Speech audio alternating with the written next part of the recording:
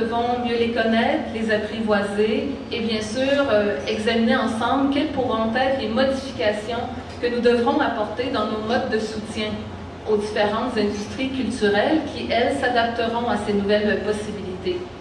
Je vous rappelle que le Québec a été désigné pour présider un comité de travail fédéral-provincial. Ça s'est décidé à Banff à l'automne dernier, suite à une discussion que nous avons eue entre ministres, nos réactions quant à l'arrivée, par exemple, au Canada, de la radio satellite.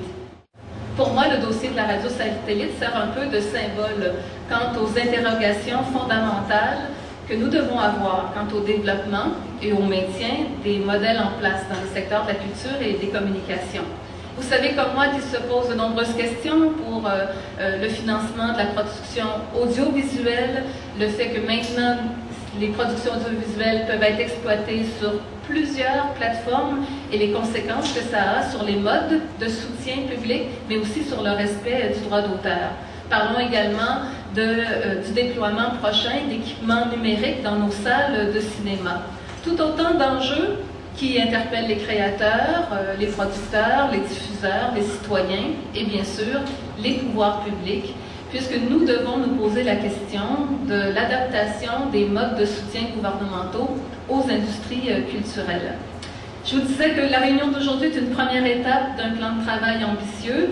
Nous voulions offrir une véritable immersion dans les nouvelles technologies comme première étape, mais ensuite il y a un plan de travail qui sera déployé et qui sera discuté lors de la rencontre officielle fédérale, provinciale, territoriale des ministres de la Culture du Canada qui se déroulera à Toronto le 29 septembre prochain. Nous allons alors discuter d'une approche commune à travers les différents acteurs de la culture au Canada, tenter donc d'établir un même diagnostic et tenter d'avoir une approche commune par rapport aux différents enjeux des impacts des technologies sur les pratiques culturelles, l'évolution des modèles d'affaires et bien sûr l'évolution du mode de soutien gouvernemental. Et bien sûr la question cruciale du respect de la propriété intellectuelle. Vous savez comme moi que déjà les milieux des créateurs, des artistes sont en discussion intense pour trouver les solutions quant au respect des droits d'auteur dans cet nouvel univers multiplateforme technologique. Mais bien sûr, ça interpelle également les gouvernements qui devront peut-être tenir compte de cela dans les modèles financiers que nous mettons en place. Si vous me demandez aujourd'hui d'annoncer quelles seraient les nouvelles mesures, je ne suis pas en mesure de le faire. Ça sera après que nous ayons bien analysé l'ensemble de la situation, que nous ayons... Aujourd'hui, nous sommes dans une toute première étape, je vous disais, de prise de connaissance et de prise de conscience de tout ce qui s'en vient. On regarde l'histoire du droit d'auteur depuis sa naissance, ça a toujours été un contexte de négociation entre les producteurs, les diffuseurs et les artistes et les ayants droit, leurs sociétés qui gèrent leurs droits. On est dans un contexte de négociation. Je dirais qu'il est évident qu'il faudra trouver des solutions. Maintenant, moi, je préfère qu'on prenne le temps de trouver de bonnes solutions que l'on œuvre dans un contexte d'urgence où on en viendrait, par exemple, à abdiquer pour certains principes de la propriété intellectuelle. Donc, je me dis, oui, l'apparition des nouvelles plateformes technologiques nous amène à devoir, à ce que les différents acteurs négocient de façon rapide, mais il faudra quand même prendre le temps à ce que l'accord soit un bon accord dans le respect de tous. Je veux remercier sincèrement Monique Savoie. La Société des arts technologiques est un centre transdisciplinaire de création et de diffusion voué à la recherche, à la production et à la diffusion de la culture numérique.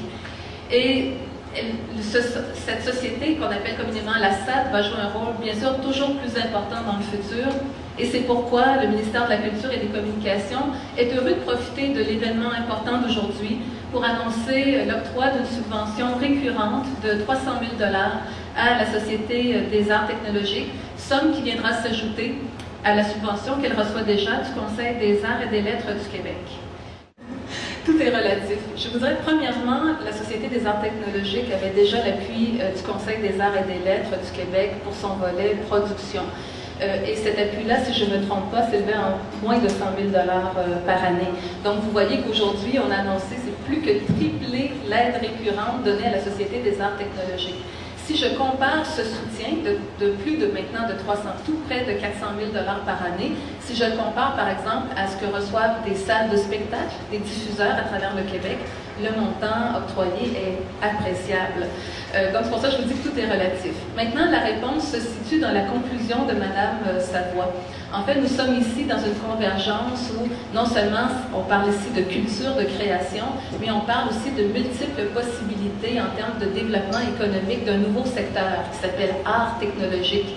Et dans ce sens-là, nous allons continuer à travailler, par exemple, avec le ministère du Développement économique pour voir à tisser des liens où on reconnaîtrait en fait les multifacettes.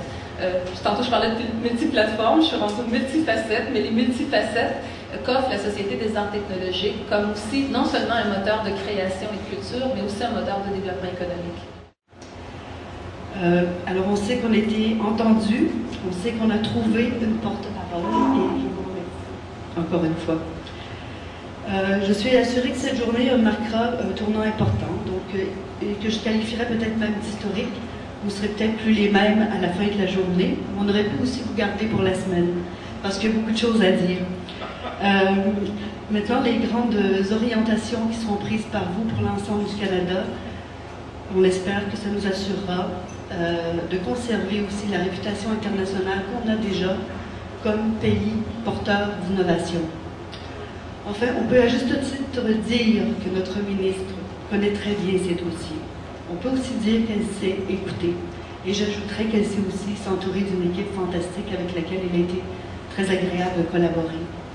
Cette journée sera dense, comme je vous le disais, mais j'ai peut-être un rêve aussi, que peut-être qu'un jour on ait aussi des rencontres avec les directions des développements économiques et la culture, et qu'ensemble on puisse trouver des projets qui soient porteurs pour l'ensemble de notre pays. Merci.